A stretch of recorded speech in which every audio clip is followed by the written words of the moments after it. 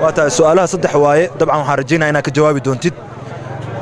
abtiga walaashiis oo aan habrarta ahayn inaad noo sheegto u baahan waxaan u badi karaa inay tahay eedadii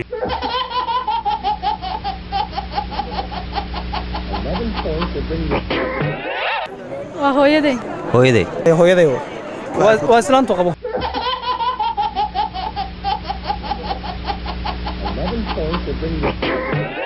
نو سؤال شو هذاك تاع وهويد aftigay walaashiisa habrarta hooyaday way وحب اسكم منهم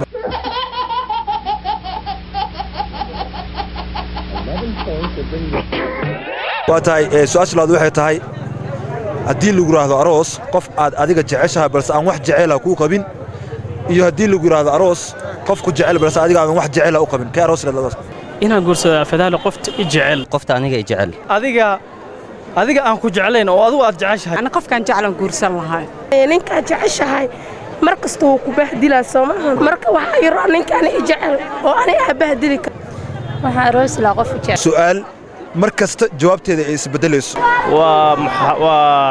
waa dan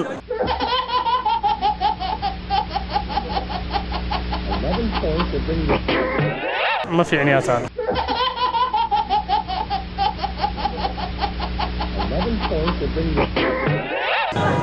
qofka hada saacada wata camal uu ii sheegay camal meeqa saac camal hada ii weydiyo